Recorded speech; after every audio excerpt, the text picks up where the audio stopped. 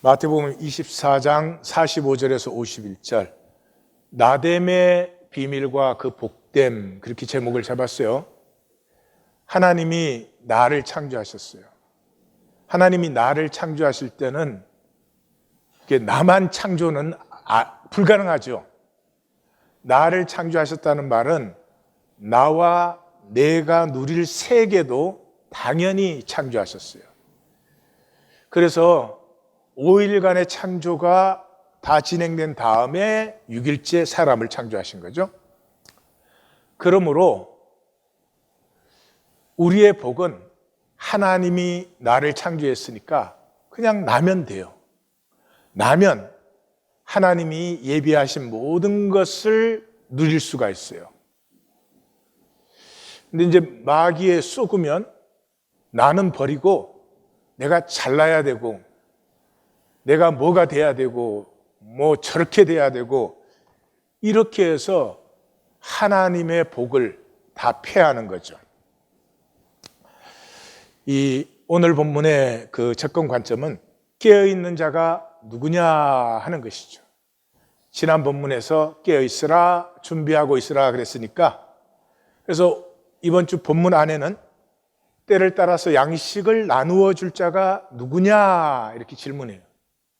누구냐 그러니까 관심이 누굴까, 그러고 이게 관심이 초점이 모이는 거죠. 그러니까 그렇게 말씀하시는 주님의 가슴은 너희다, 그러겠죠. 너희다. 그 깨어있는 자, 때를 따라 양식을 나누어 줄 자가 너희다. 그걸 우리에게 심는 거죠. 그러니까 우리는 이 말씀을 읽을 때 이것이 우리다 이러면 된 거예요. 예, 그걸 만나시면 돼요. 제가 지금 설명하는 것은 그걸 만나게 하려는 도구지, 이거 이해하시는 게 그건 아무 소용이 없는 것이에요. 여기를 와서 보니까 마태복음의 특징을 하나 만나요. 마태복음은 비유를 흐트러 놓지 않고 이렇게 묶음으로 우리에게 전달해줘요. 그래서 마태 생각에 이것이 주님의 중심이다 하는 부분이 나타날 때는 비유를 묶어가지고 그냥 그걸로 우리에게 세례하는 거예요. 기름 부어 주시는 거예요. 그래서 13장에 7개의 비유가 묶어져 있었죠. 그런데 그 13장 비유의 핵심은 나님이다. 이게 성경의 결론이 나뉜다 이런 거죠. 어쩔 수 없죠. 거짓과 실제가 갖출 수가 없잖아요. 그건 나뉠 수밖에 없는 당연한 얘기죠. 그걸 설명할 것도 없죠. 그래서 열매 맺는 땅과 열매 없는 거, 이건 가짜죠. 열매가 없는 땅은 가짜지.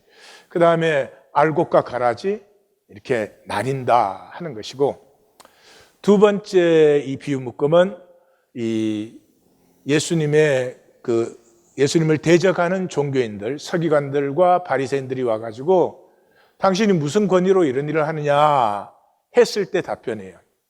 그래서 그 답변에 이 세 비유의 내용 속에 들어있는 게 뭐예요? 돌이켜라. 돌이키지 않으면 진멸당한다. 그것이죠. 이거 우리에게 하시는 말씀이에요. 우리 지금 종교생활을 하고 있잖아요. 근데 종교생활에서 돌이키지 않으면 진멸된다. 우리다 이렇게 들으셔야 돼요. 이거 그렇구나 이해하고 제3자의 그때 그 서기관들과 바리새인들 그 이름도 별로 좋지 않아. 서기관이 뭐야? 이렇게 지나가면 안 되는 거죠. 그다음에 세 번째 묶음은 이제 제자들에게 하시는 말씀. 제자들이 종말에 관해서 물으니까 종말에 대한 답변을 다 주시고 권면하시고, 그 다음에 이 비유를 통해서 말씀하시고 권면하신 것을 emphasize, 강조해 주는 거죠. 그러니까 이 비유에서는 그 종말에 대해서 말씀하시는 주님의 가슴을 우리가 만나는 것이죠. 그러니까 그 13장 하나님 나라의 비유를 하실 때 처음에 네 비유는 무리에게 하셨어요. 무리에게 하신 후에 제자들에게만 마지막 세 개나 하셨어요. 그 마지막 세 개가 뭐예요? 보화와 진주의 비유. 그러니까 너희 세상의 것 다 팔아서라도 이 실제를 만난다면 그거는 계산해 볼 것도 없는 것이죠. 그리고 좋은 물고기와 못된 물고기가 나뉘듯이 나뉜다. 그때 바깥 어두운 곳에 던져져 슬피 울며 이를 갈게 된다. 이렇게 좋은 고기에서 골라낸 못된 고기는. 그러니까 지금 요 마지막 세 개의 비유는 마치 13장에서 제자들에게만 하신 것처럼 이 두 종의 비유, 열천의 비유, 달란트 비유를 하시는 거예요. 그러니까 우리가 이 비유를 말씀하신 주님의 가슴을 꼭 만나야 되는 것이죠. 뭐 이해할 것도 없죠. 저건 뭐 내용이 저게 뭐 이해할 게 있습니까? 두 종이 있어요. 나뉘어. 열천회가 5 나뉘어요. 달란트 그게 나뉘어요. 그러니까 그것을 말씀하시는 이제 주님의 가슴이 중요하죠. 본문 전체를 한마디로 요약하면은 임재의 복과 부재의 저주. 이 먼저 45절에서 47절까지는 이제 복된 종 얘기를 하는데 그냥 단순히 복된 게 아니고 창조를 완성하는 하나님의 창조가 저들로 말미암아 완성되는 종말에서 봤죠? 택한 자의 복을 누리는 종이에요. 그래서 이 본문을 읽으시면 주님이 단순히 뭐 이렇게 제자들에게 좋은 말을 이렇게 말이 해주시는, 소망이 되는 말을 해주시는 게 아니라 성경의 복의 핵심을 여기 묶어서 딱 말씀해 주는 거예요. 성경에 3가지 이 중심이 있어요. 시편 1편이에요. 시편 1편은 성경 전체를 요약한 것이 시편 1편이에요. 약속 전체를 요약한 것이 여호수아서 1장이에요. 그 다음에 하나님의 섭리를 요약해 놓은 것 중심이 창세기 1장이에요. 그래서 이 45절에서 47절까지는 시편 1편, 여호수아 1편, 창세기 1편에서 얘기하는 원리가 나타나고 있어요. 근데 그 원리들이 다 묶어지면 뭐가 되느냐? 나단신탁이 돼요. 나단신탁. 그래서 나단신탁의 역사가 여기 들어와 있어요. 자, 보십시다. 충성되고 지혜 있는 종이 누구냐? 자, 지혜는 말씀이죠. 그러니까 충성된다는 말은 신실하다는 말이에요. 말씀에 신실한 종이에요. 그러니까 시편 1편이 뭐예요? 말씀을 주야로 묵상하는 자예요. 그 약속을 누리는 자가 뭐예요? 여호수아 1장에 보니까 그 말씀을 행하는 자가 형통한다. 행하는 자가 형통한다. 1장 8절 9절 2번 반복해서 나오는 것이죠. 그러므로 여기 말씀에 신실한 자는 하나님의 말씀 원리를 알고 그것을 누리는 자예요. 그래서 46절의 끝이 복이 있으리라. 아슈레이, 이 신약에서는 마카리아스 그런 단어, 복되어라 그런 거죠. 그래서 이 복된 종은 거짓 사람들을 맡아. 이 거짓 그러면은 이 나단의 신탁이 생각나시면 돼요. 나단의 신탁을 보시면 집이라는 말이 3번 나와요. 그리고 나라라는 말이 또 3번 나와요. 그래서 너의 집을 내가 세워서 나의 나라가 되고 나의 나라가 너의 집이 되고, 이게 아버지와 아들의 유업이 막 통하는 걸 거기서 느낄 수 있어요. 그래서 이 나단 신탁의 중심이 뭐예요? 나는 너의 아버지가 되고 너는 나의 아들이 된다 하는 거죠. 딸도 포함이요. 이렇게 신경질 낼 거 없어요. 그래서 여기서 딱 그래서 말라기 제일 끝이, 말라기가 뭐예요? 끝까지 백성들이 종교생활을 하는 거예요. 그래서 하나님이 선지서 17권을 보냈는데도 종교생활을 하는 거예요. 그래서 너희와 나는 끝이다. 그 제일 마지막이 뭐예요? 메시아가 와서 아비의 마음을 자식에게로, 자식의 마음을 아비에게로. 우리 혈육의 자식 얘기하는 거 아니에요? 하나님이 우리 아버지고 우리가 그의 자식이에요. 그것이 이렇구나 하는 걸 느끼시면은 상당히 이 성경의 맥이 통하고 있는 분이라고 할 수 있어요. 그 집 사람들을 맡아요. 그러니까 하나님 나라를 맡는 거예요. 그래서 destemy라는 단어예요. 이게 이제 다스리다는 단어예요. 다시 나올 때 볼 거예요. 그래서 그러면 그 집 사람들을 맡은 이 복된 종은 뭐를 해요? 때를 따라. 카이라스.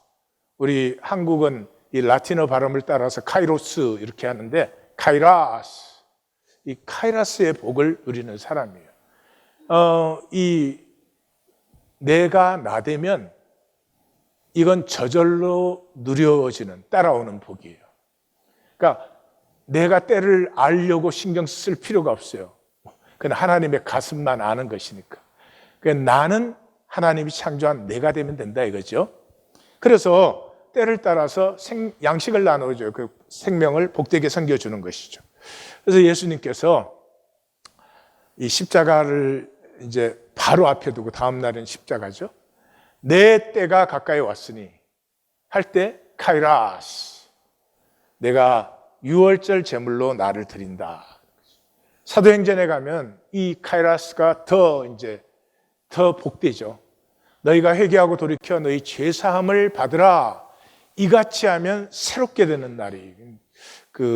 우리 옛날 번역은 유쾌하게 되는 날이 그랬어요.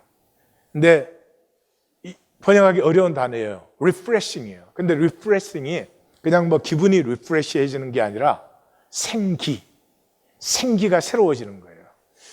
그러니까 제일 비슷한 것은 첫사랑. 그 첫사랑을 만났을 때는 온 몸에 이 세포와 혈관이 에너지로 가득 차기 시작하고 생기가 충만함을 받는 회개라고 하는 것은요, 이 억눌리고 진짜 찌찌하고 불행하고 천박하게 살던 이 4차원 현상계의 삶에서 나를 나로 품어주시고 이는 내 사랑하는 자여 내가 너를 기뻐하노라 하는 그 사랑 속에 피어난 나를 그 삶으로 가는 게 회개예요. 종교적 회개? 취미생활이지 뭐. 취미생활. 딱 한 번 하면 에너지 레벨이 달라져 버리는 거예요. 아니 에너지 레벨이 달라진 사람이 밑에 내려가겠어요? 돈 준들 내려가겠어요? 뭐 죽인다 그런들 내려가겠어요? 응? 생명이 리프레시 됩니다. 이 하나님의 카이라스. 그래서 이 종은 주인이 올 때 그 말은 우리는 하나님을 소외시킨 4차원 현상계에 살잖아요. 그러니까 하나님을 소외시켰으니까 우리 마음대로 하는 거죠. 우리 마음대로. 그런데 그 현상계가 영원할 수 없잖아요. 하나님이 영원히 숨겨질 수 없잖아요. 그러니까 하나님은 나타날 수밖에 없는 거죠. 그때 복이 있으리라. 그러니까 복이 있다는 말을 이 표현하면 그것의 그것됨. 그렇게밖에는 표현 안 돼요. 왜냐 그러면 그때는 모든 거짓이 사라져요. 그럼 이하권위는 그냥 이하권위로 나타나요.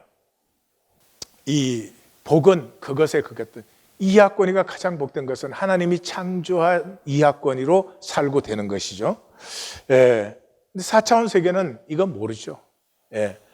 이 높은 의식, 높은 에너지 레벨 그러면 또 그것 갖고 뭐 보라 여기 막 번쩍거리는 것 그런 걸 생각하지. 가장 높은 에너지 레벨은 가장 높은 의식은 내가 나댈 수 있는 거예요. 여러분 국화꽃 한 송이가 그게 대를 무수히 반복해도 국화로 피어나잖아요. 대를 너무 많이 반복했더니 민들레가 됐다. 그런 거 없어요. 인간은 이 참 놀라운 존재죠. 그런 의미에서. 그래서 시인들은 그런 걸 보잖아요. 그게 국화가 국가로 피어나는 것 속에 모든 신비와 조화가 다 들어 있어서 그래서 그렇게 피어나는 거예요. 그래서 뭐 소쩍새는 그렇게 울었나 보다. 뭐 천둥은 먹구름 안에서 그렇게 울었나 보다. 뭐 그립고 아쉬움에 가슴 조이던 먼 젊음의 뒤안길에서 이제는 돌아와 거울 앞에 선 내 누님같이 생긴 꽃이여. 내 노란 내 꽃잎이 피려고 간밤에는 무서리가 그렇게 내렸구나. 간밤에 내게 잠도 오지 않았구나. 그건 제가 불면증이 있어서 그랬죠. 예. 이게 보이셔야 돼요. 내가 나대는 것. 그 이상의 높은 의식이 없어요. 예수님이 와서 뭐 번쩍거리는 걸 했어요. 예수님 오셔서 나사렛 예수 자신이었죠. 그래서 이 복이 있는 사람은 때를 따라의 복을 누려요. 이게 지고의 복이에요. 하나님이 창조하신 나됨이 되면은 나를 위해서 예비하신 여호와 이레를 그냥 누려가요. 내 마음대로는 안 돼요. 그러나 내 마음대로는 저주지만 이것은 진정한 복이에요. 그래서 때를 따라 누린다고 하는 것은 내가 그 임재 안에, 하나님 임재 안에 있기 때문에, 하나님 임재 안에 있으니까 하나님 섭리를 누리죠. 내 마음대로 하는 순간 하나님의 임재를 내가 싹 속여버렸으니까 이때부터 이제 인생이, 내 인생은 왜 이러냐, 이게 왜 되는 게 없냐, 되는 게 없는 게 아니고 마음대로 되는 게 없는 거지. 예. 그래서 이 때를 따라의 복을 누리는 것은 그 말로 어떻게 설명하기가 참, 말로 설명 사실 할 수 없어요. 그 자연스럽고 당연해요. 이게 막 복을 누린다고 해서 뭐가 막 팍 원하는 건 팍 쏟아지고 내가 좋아하는 건 막 이렇게 생기고 그런 게 아니고요.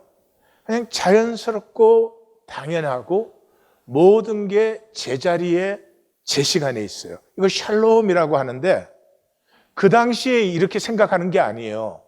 이거는 지나가고 나서 돌아보니까 우리의 의식적으로 해석할 때 이랬던 거예요. 그래서 그 과정을 보면은 준비되는 것도 그렇게 되려고 그런 준비가 있었구만. 그 때론 준비가 이상해서 걱정할 수도 있어요. 그러나 지나고 나서 보면은 그게 다 하나님의 손길이 있었어요. 모든 정황도 마찬가지예요. 일기도 그렇고 뭐 출애굽도 그렇고 있어야 할 것은 있고 있지 않아야 할 것은 없어요. 보여야 될 것은 보였고 보이지 않아야 될 것은 안 보였어요. 가만 보니까 모든 게 물 흐르듯이. 그래서 마음은 맑았어요. 그게 막 힘을 들여갖고 저렇게 되면 안 돼, 이래야 돼, 뭐 지금 요렇게 해야지 더 이익이 될래나. 삶이 가뿐했어요. 전혀 무거움을 못 느꼈어요. 이건 만들 수 없어요. 사람이 아무리 능력이 있어도, 지혜가 있어도 이건 만들 수가 없어요. 이것은 임재 안에 있기 때문에 누린 것이고, 누릴 때는 그냥 무아예요. 무아. 누릴 때 이렇게 누리는구나, 이게 아니에요. 누릴 때는 그냥 편안했어요. 너무 자연스러웠어요. 되돌아보면 그때 그 상황 속에서 내가 모든 것과 하나가 되어 있어서 나라는 것을 잊어버리고 있었어요.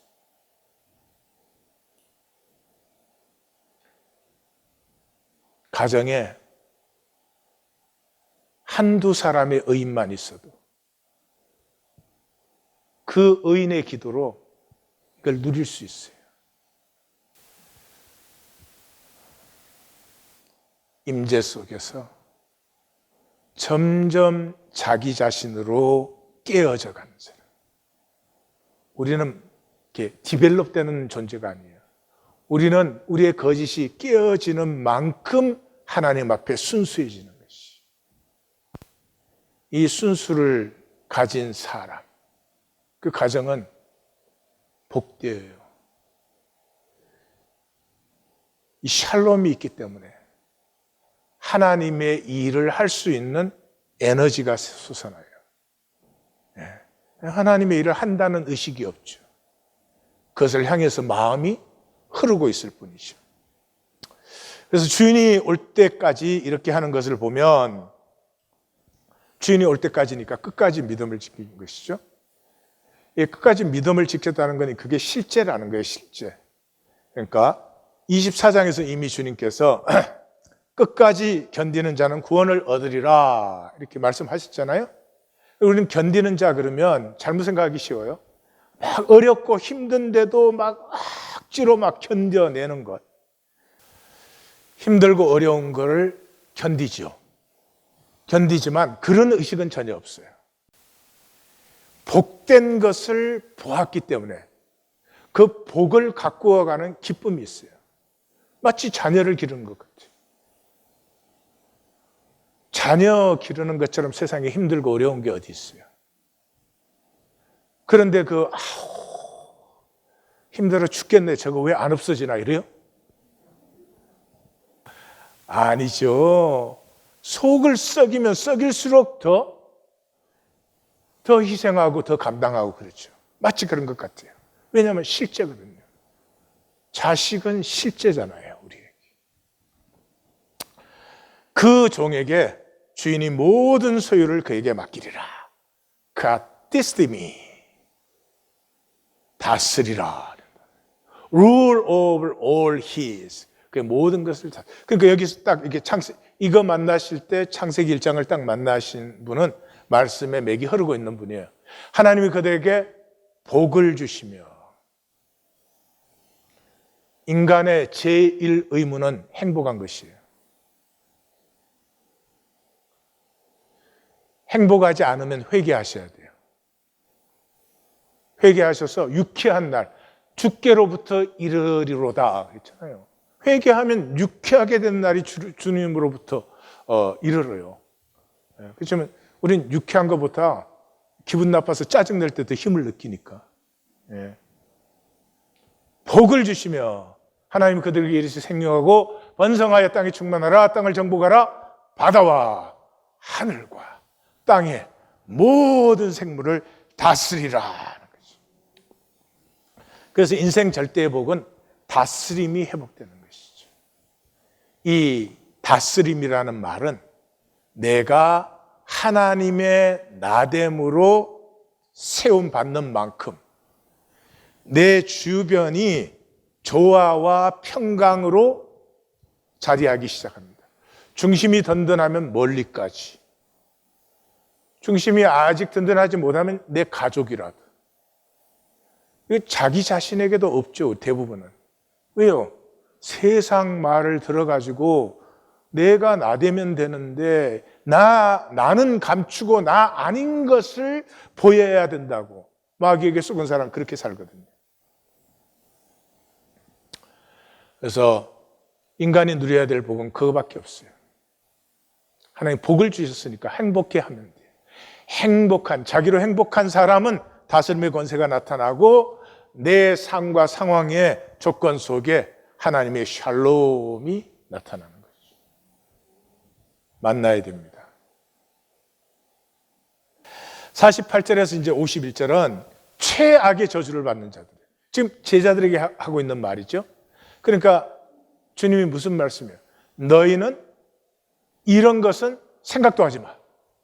이쪽은 너희의 관심거리도 돼서는 안 돼. 그런 걸 얘기하는 거죠. 주님의 경고인데 에고는 어떻게 해요? 머리로 이해하고 지나가죠. 이해한 것은 지나가면 되니까. 이게 나에게 내 가슴에 꽂혀서 내가 깨어지고 살아야 되는데 머리로 이해하면 지나가면 되잖아요. 내가 다 이해한 것이니까. 이걸 조심하셔야 되는 거죠. 이 다스림이 없으면 다스림이 없는 것만으로도 힘들어요. 네. 다스림이 없으면 내 자신부터 불안에 흔들리기 시작하니까. 근데 그것만으로도 힘든데 다스림이 없는 자리는 마귀가 가만히 있나요? 거짓의 저주가 임하죠. 그것을 주님이 지금 제자들에게 말씀해 주는 거예요. 악한 종이 마음의 주인이 더디 오리라 하여. 그라니죠 하는 것이. 더디 오리라. 예, 왜 더디 온다고 느껴져요? 하나님의 주님의 재림과 임재는 무한 차원에서 일어나는 일이에요. 시간이 없어요. 과거가 있고 시간이 없어요. 그러나 그래서 임재의 사람에게는 모두 오늘이고요, 부재의 사람에게는 모두 언젠가는이에요. 그래서 이 주님의 임재가 실제가 아니기 때문에 멀게 느껴져요. 멀게. 아니, 뭐 몇백 년 있다가 이루어질려나 뭐 이런 것이죠. 그래서 여기를 오니까 우리가 광야 훈련을 다시 만나게 돼요. 광야는 마라에서 시작해서 노뱀으로 끝나잖아요. 근데 그 출발과 마감 직전이 뭘로 되어 있어요? 무리바로 되어 있어요. 첫 번째는 르비딤에서 무리바 사건이 일어났고, 마지막에는 가데스에서 무리바 사건이 일어났어요. 그 무리바가 뭐예요? 그곳 이름을 무리바라 불렀으니 이는 이스라엘 자손이 다투었으며, 또는 그들이 여호와를 시험하여 이르기를 여호와께서 우리 중에 계신가 안 계신가 하였습니다. 이 마귀가 속인 하나님이 소외된 현상 세계를 사는 길은 두 가지예요. 이렇게 거짓으로 소외시켜 놓았음에도 불구하고 하나님은 분명히 계시죠. 그것으로 사는 사람과 이 4차원 현상 세계가 전부인 사람과, 임재 사람의 목표는 나됨이에요. 하나님이 창조한 내가 나되면 나로 말미암아 때를 따라의 복과 다스림의 복이 양쪽 날개로 펼쳐지게 돼 있어요. 그런데 4차원 마귀에게 속으면 사람들에게 그럴듯하게 보여야지, 사람들에게 인정받고 칭찬 들어야지, 사람들이 볼 수 있는 것 온갖 것 만들어내야지. 삶은 피곤하고 바쁘고 재미없고, 삶의 유일한 문제는 하나님 소외뿐이에요. 하나님이 왜 거짓 세상을 허락하셨어요? 인간은 거짓에 깨어지게 돼 있어요. 근데 끝까지 안 깨어지는 건 종교인밖에 없어요. 종교인이 내 종교가 거짓입니다라고 하는 것을 고백하지 못하면 이 종교를 하나님으로 우상화시켜요. 계시록 13장이에요. 섭리로 거짓을 허락했는데 그걸 감당한 마귀가 하나님이 소외된 상태에서는 지가 대장 노릇하잖아요. 그러니까 4차원 현상계를 절대화시켰어. 이것이 전부인 것처럼. 무엇을 먹을까 마실까 입을까, 내가 사람들 앞에 얼마나 잘난 사람인지, 얼마나 성공한 사람인지, 이게 전부인 것처럼 속여서 자기가 왕 노릇을 하는 것이죠. 어떻게 속였어요? 이 4차원 세계에서는 하나님 소외시키면 네가 마음대로 할 수 있어. 하나님같이 마음대로 할 수 있죠. 마음대로 할 수 있는데 또 우리 모두가 마음대로 해요. 이 마음대로에 두 가지가 있어요. 마음대로 하는데 내가 알아서 한다, 그런 사람이 있어요. 자기가 항상 알았어요. 자기는 알아. 그 사람은 남까지 자기가 아는 길로 만들려고 해요. 어처구니가 없는 일이죠.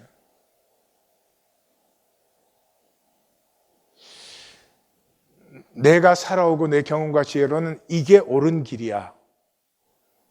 그래도 그걸 남에게 그렇게 살으라고 하려면 나는 이런 때 이렇게 생각이 돼요.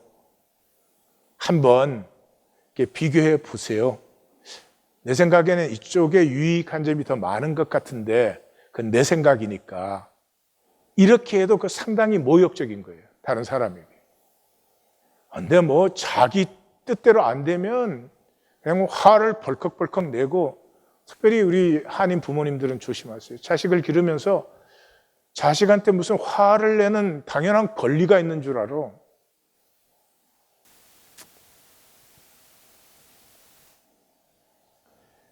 존재, 인격적으로 존중을 받은 생명은 생명력이 강해집니다.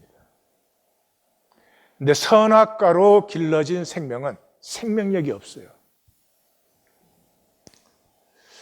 그래서 우리 다 내가 알아서 결정하죠. 그죠? 이 세상, 이 4차원의 현상에서. 예배 오시는 것도 내가 결정해서 온 거 아니에요? 안 오기로 결정하셨으면 안 오는 거지 뭐. 그런데 그 결정을 모른다라고 생각해요. 결정은 내가 하지만 이 결정으로 어떤 결과가, 어떤 파장이 이루어질지 우리는 몰라요. 그래서 어떻게 해요? 하나님 내가 이렇게 합니다. 그러나 난 아무것도 모르니까 이 결과를 주님 손에 맡겨드립니다. 이때 때를 따라의 복이 열리는 거예요. 그래서 히브리서 10장 37절에 잠시 잠깐 오면 오시리가 오시리니 지체하지 아니하리라. 이게 임재의 사람이에요. 그냥 잠깐이 아니에요. 잠시 잠깐이에요. 왜요? 이 임재는 무한 차원이 열리는 것인데 그 임재의 세계는 어제가 어디 있고 내일이 어디 있어요. 전부가 현재죠. 그래서 임재 사람의 특징은 항상 주님이 가슴에 있기 때문에 눈을 뜨면 오늘 오실 것 같아. 그 오래된 찬송 중에 이런 찬송이 있어요. 오늘 같은 날은 나도 모르게 새풀 같은 가슴이 마구 뛰네요. 마구 뛰네요. 좋은 노래요. 웃어도 돼요. 왜 가슴이 마구 뛰어요? 꿈에 본 그이가 올 것만 같아. 이 자식 유학 보내고 이 기다리는 부모는 말이에요. 예? 그 방학 아닌데도 자식이 한 번씩 오면 그렇게 좋아요. 그래서 밭일 하다가 저 동구 밖에 학생 같아 보이는 사람이 나타나면 혹시 내 자식 아닌가 그래요. 이런 부모 없어요. 올 리가 없지. 올 때가 아닌데. 그건 부모가 꼭 내 자식이 오는 것 같아. 4차원 현상세계 얘기가 아니고 모든 것이 하나인 무한차원 세계 속에 하나님의 임재를 누리는 사람은 아침에 눈 뜨면 주님이 오늘 오실래나? 당연히 그래요. 종교생활은 하나님을 소외시켜 놓은 상태에서 온갖 종교 행위를 다 해요.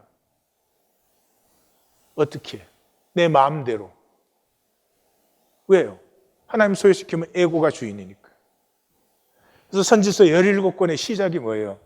너희의 무수한 재물이 내게 무엇이 유익하냐? 나는 수장의 범죄와 살찐 짐승의 기름에 배불렀고 나는 수송아지나 어린 양이나 수염소의 피를 기뻐하지 않는다. 질렸다. 너희의 종교에 나는 질렸다. 헛된 재물을 다시 가져오지 말라. 분향은 내가 가정이 얘기는 봐요. 월삭과 안식일과 대회로 모이는 것도 그래. 주일 예배 기도회 온갖 것으로 모이는 거 나는 그게 질식하고 있다. 그리고 마감을 어떻게 해요? 소를 잡아드리는 것은 살인하는 것이고 어린 양으로 제사 드리는 것은 개의 목을 끊는 것이고 이 예물 드리는 것은 돼지의 피와 다름이 없고 분향하는 것은 우상을 찬송함과 다름이 없이 행하는 그들은 자기 길을 택하며 자기 길을 택한다는 말이 뭐예요? 자기들 마음대로 하며.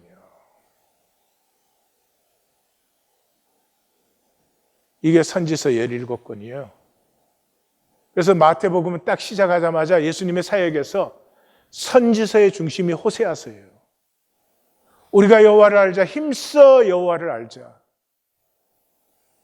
이사야도 시작이 그거 아니에요? 나귀는 주인의 구유를 알고 소는 그 임자를 알건만은 내 백성은 나를 알지 못해. 종교인들은 자기가 하나님을 안다고 생각해요.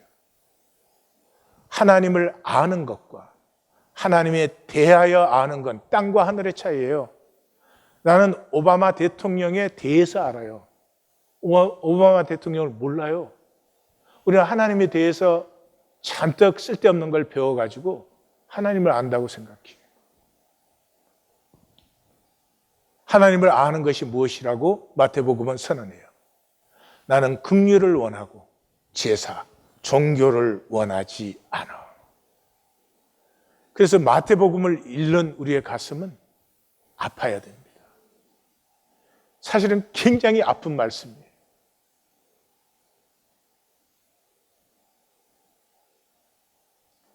내가 하나님 믿는 것처럼, 하나님 믿기 때문에 선을 사는 것처럼, 하나님 믿기 때문에 무슨 거룩한 것처럼 얼마나 거짓을 행했습니까? 그 길을 홍과 영과 관절과 못을 찔러 쪼개며 들어오는 말씀이죠. 그런데 우리는 결코 회개하지 않습니다. 회개할 수가 없기 때문입니다. 태어나서 이때까지 우리가 산 익숙한 삶, 내가 내 성을 평생 걸쳐서 내 성을 쌓아왔잖아요. 이거 지키는데 얼마나 힘들어요, 지금. 누가 이거 조금만 건드려도 얼마나 힘들고 아파요. 심지어 부부 사이 조처까지도 힘들지 않아요. 그런데 내가 내 성만 쌓은 것이 아니고 이게 뭐예요? 세상 요구에 적응시킨 삶이잖아요. 나 이렇게 착하게 살아요. 이렇게 나 성공한 사람이요. 나 이렇게 인정해 주세요. 날 좀 보소. 평생을 해온 거잖아요. 그걸 어떻게 내려놓으란 말이에요. 힘들어요. 불행해요. 거짓인 것도 알고 아파요. 어떻게 내려놔요? 내려놓는 순간에 내가 없죠. 회개할 수 없다는 것을 만날 때 내가 깨어져서 회개가 속에서 피어나는 것이지.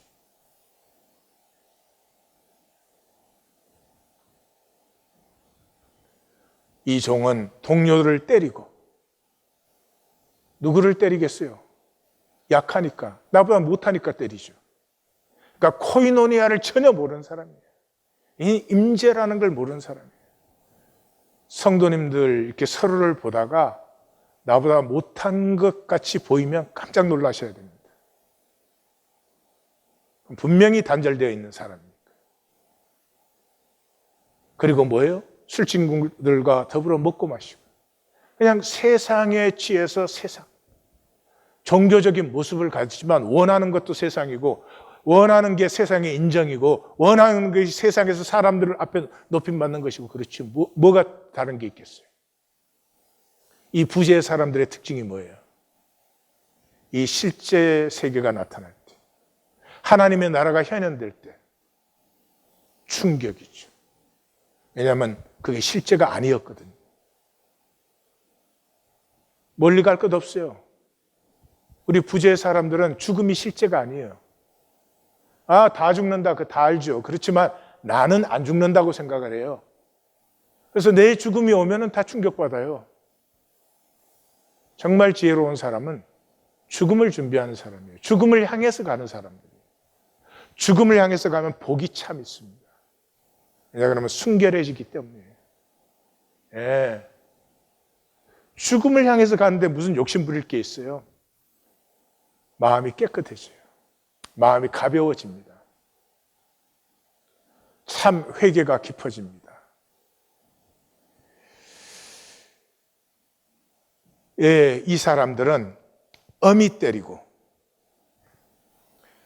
디아토메이오 하는 단어예요. 이 다니엘서에서 2번 나오죠. 우리 한국말로 하면 능지처참이에요. 참 잔혹한 것이죠. 그거 플러스 외식하는 자가 받는 벌의치예요. 외식하는 자라는 건 마태복음에서 수도 없이 나왔고 23장에서만 7번 나온 말씀을 잘 알죠. 외식한 종교인이 받는 벌이 뭐예요? 슬피 울며 이를 갈리라. 바깥 어두운 곳에서. 그러니까 이 이중의 저주를 받는 것이죠. 그러니까 이 말씀을 하시는 주님의 가슴, 제자들에게 이 말씀을 하시는 주님의 가슴은 뭐예요? 너희는 이쪽은 생각도 하지 마. 바라볼 필요도 없어. 너희는 아버지의 창조를 완성하는 복된 종으로 택함을 받은 자들이야. 미혹은 계속되죠. 세상에 있는 한. 이쪽으로 세상 계속 끌고 가려고 하죠. 그러나 끝까지 너희가 가진 것을 굳게 잡아라 하는 거죠. 자, 복음 말이죠. 사람의 유일한 의무는 복된 것밖에 없어요. 창조하시고 제일 번째가 복을 주신 거잖아요. 그러니까 사람의 의무는 행복한 것밖에 없어요. 아내십니까? 행복한 아내가 되세요. 사랑받으실 것입니다. 남편이십니까? 행복한 남편이 되세요. 복이 뭐예요? 시작 때 말한 것처럼 내가 나대는 거예요. 하나님이 창조한 나대는 거예요. 이 나됨이 세워져 가면서 때를 따라 여호와의 일에 다스림, 내 삶의 지경이 넓혀지는데 그 평강과 조화로운 지경이 자꾸 넓혀지는 것이죠. 이번 주 그 한국신문에 그 논설위원, 신문에서는 뭐 그 논설위원이 중심 아니에요? 그 중국이 R&D, Research and Development 그 예산을 뭐 미국을 엄청나게 앞질렀더라고요. 그래서 곧 중국이 미국을 앞지를 것이다. 그렇게 논설을 썼더라고요. 그래서 참, 맹인이 맹인을 인도하는구나. 제가 그랬어요. 이 하나님께서 우리에게 하시는 건 이제 나를 창조하시고 나됨이 되도록 인도하시는 건데 그 나됨을 이 세상에서는 알 수가 없죠. 그러니까 에고의 껍질로 이렇게 감싸요. 이 에고는 모든 살아있는 것에 대해서 리액트해요. 내 중심으로 트위스트하기 위해서. 그러니까 모든 생명 역사를 다 패하는 게 에고예요. 그러므로 살아있는 건 이 에고를 뚫고 내 중심에 올 수가 없어요. 그래서 내 중심에 올 수 있는 것은 십자가에 못 박히신, 십자가에 죽으신 그리스도밖에 없어요. 이 죽었으니까 에고가 리액트를 안 해요. 그래서 내 중심에 와서 내 안에 하나님의 형상을 품으심으로 나와 하나가 돼요. 이게 용서예요. 아무런 조건이 없어요. 과거, 현재, 미래 모든 죄가 사함을 받는 거죠. 그리고 그 죄가 거름이 되어서 나됨이 더 복되게 피어나는 것인데, 그래서 이 십자가에 못 박힌 그리스도에게 내가 품음을 받으면서 죽으신 그리스도니까 판단과 정죄가 없잖아요. 처음으로 내가 나를 느껴봐요. 처음으로 내가 하고 싶은 말이 생각이 나요. 처음으로 내가 보기 시작해요. 전 꽃이야. 그래서 다 꽃인 줄 알았어요. 근데 내가 보는 그 꽃은 또 다른 꽃과 또 다르죠. 내가 피어나기 시작해요. 이게 그리스도와 연합된 거, 하나가 된 거예요. 이렇게 말로 하면 이게 아무것도 아닌 것 같죠? 그리스도의 가슴과 내 가슴에 빅뱅이 일어나는 거예요. 하나님 형상의 무한 에너지가 이제 열리는 거예요. 을 접붙었다. 그렇게 하고 우리 하나님 교회에서는 영적 핵융합이 일어난 거지. 그러므로 구원은 반드시 높은 의식과 높은 에너지 레벨이 됩니다. 그게 나됨이에요. 그러므로 나됨이 피어나는 사람 보고 뭐 잘못하지 말으라, 뭐 나쁜 짓 하지 마, 이런 필요 없어요. 그 사람은 스스로 절제할 뿐만 아니라 잘못하거나 실수하면 자기 스스로 자기를 교정해서 자기의 길로 가요. 이게 남이 말해서 될 일이에요. 그래서 이 가장 높은 의식과 이 높은 에너지 레벨을 다른 말로 하면 창조성이에요. 하나님의 중심 특징이 창조잖아요. 하나님이 하나님이시기 때문에 하나님의 세계가 펼쳐나듯이. 그러므로 내가 나되면 하나님 안에 나의 세계가 펼쳐지기 시작해요. 카피와 재생산은 한계적이에요.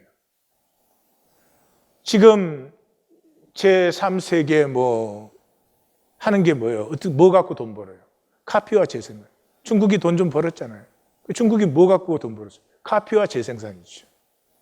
그럼 기술성이에요. 그 기술성은 한계가 뚜렷해요. 아르헨티나가 한때는 세계 경제 8위였어요. 지금은 뭐 숫자가 너무 많아, 세보려면. 멕시코, 필리핀, 칠레, 러시아, 이게 영원한 2등 국가예요. 저 체계에서는 거긴 워낙 나라가 크고 천연 자원이 많아서 그나마 뭐 푸시가 다 가져가니까. 예. 일본은요, 이 카피와 재생산에서 창조적인 단계를 딱 들었었어요. 거기서 스탑했어요. 왜냐? 일본 문화가 굉장히 집단적인 문화예요.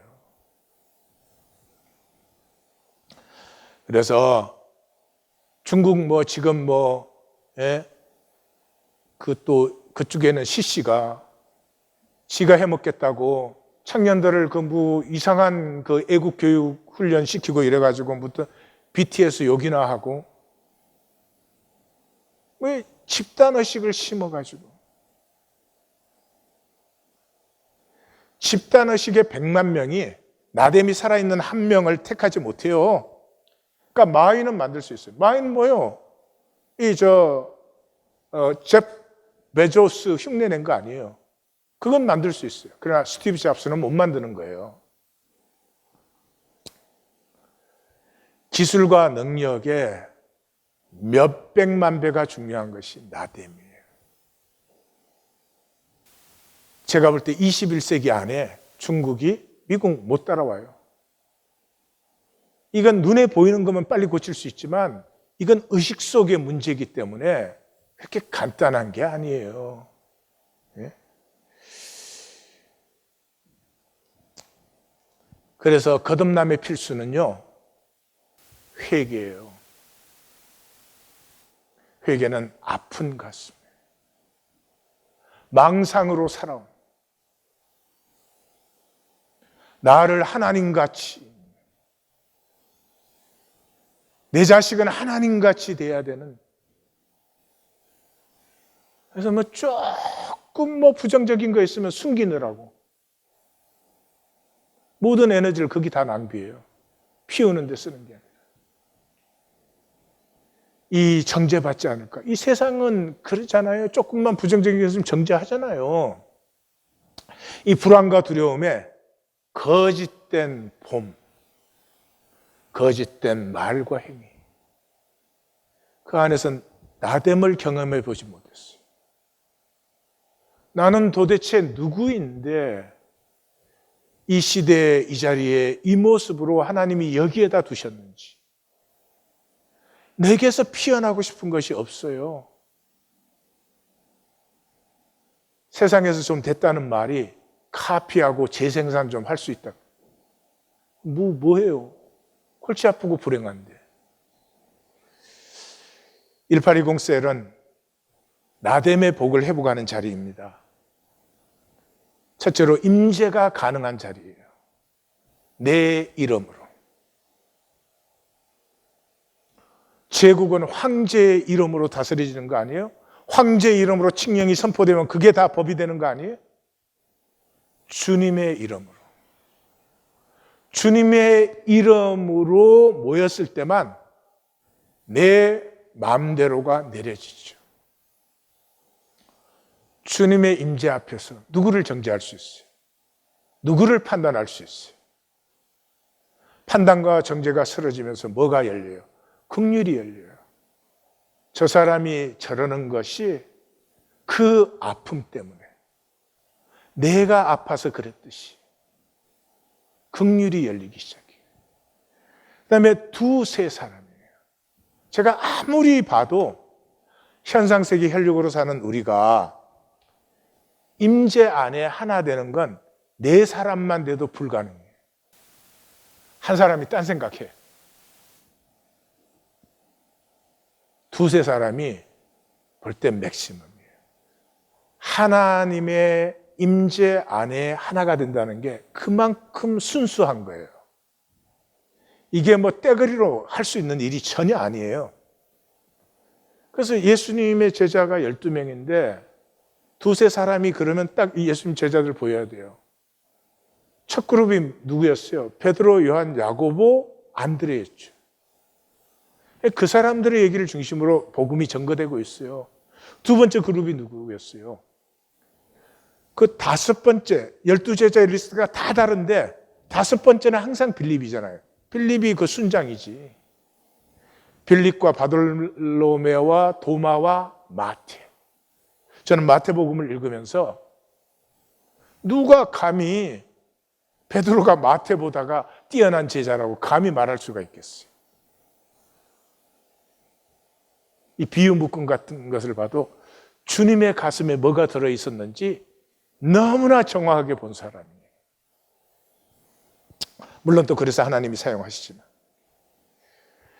그래서 이 두세 사람이 주님의 이름으로 모인 곳에 나도 그들 중에 있다 임재가 딱 이루어지면요, 그때 보는 게 있어요. 내가 하나님과 단절되었던 그 모든 순간이 사실은 다 하나님 임재 안에 있었던 시간이에요. 이게 한 번만 체험되면 임재가 그렇게 쉬워져요. 혼자서 임재 훈련 해보세요. 거의 불가능해요. 그러니까 밥도 안 먹고 그것만 해도 불가능해요. 주님, 나는 임재 안에 있습니다. 부재. 그 다시 임재 안에 있습니다. 부재. 해본 분은 알아요. 근데 두세 사람이 함께 임재를 고백하면서 모일 때 서로에게 격려가 되어서 이 임재 안에서 때를 따라와 다스림의 복을 우리가 누리기 시작해요. 예수 믿는다 막 그러는데 약속한 복은 하나도 못 누려. 그럼 무슨 힘으로 그 신앙이 능력 있는 신앙으로 자라가겠어요? 안 되지. 그러니까 성화가 안 일어나는 거죠. 그래서 이 때를 따라와 다스림의 이 복의 회복이 일어났죠. 이제 땅과 하늘이 연결되었으니까. 땅에서 매면 하늘에서도 매이고 땅에서 풀면 하늘에서 풀고. 그리고 예수님의 가슴을 좀 보세요. 두세 사람이 모였는데 두세 사람이 다 하나 되야가 아니고 그중에 두 사람만 하나 되어서 기도하면 하늘에 계신 내 아버지가 이룬다. 이 주님의 마음 느껴지세요? 그냥 둘이라도 좋으니까 한 마음 되어서 아버지께 구하는 것은 하늘에 계신 내 아버지가 이루신다. 총교회 안에서 맨날 단절된 기도. 단절된 기도가 뭐가 단절된 기도예요? 내 문제에 내가 함몰되어 있는. 아무도 안 보여. 사실 하나님도 안 보여. 그저 내 문제 해결해 내려는 거야. 불통기도. 두 사람이 하나 되면서 지체된 기도가 이루어지지. 너희가 내 안에 다 형제자매야. 둘만 하나 되면 내가 그거 다 이루겠다. 이 하나님의 가슴을 좀 느껴보세요. 그리고 무엇보다 떡과 잔의 복을 받게 되죠. 이것이 우리가 바라보는 것이죠. 떡과 잔의 복은 디알레고마이지. 말씀 배워서 이해하는 것이 아니라 주님의 뜨거운 가슴이 내 가슴에 뜨겁게 만나지는 것이죠. 여러분, 사람의 가슴이 뜨거워지면 뭐를 할까요? 사람의 가슴이 뜨거워지면 1. 존다. 2. 주무신다. 3. 사랑한다.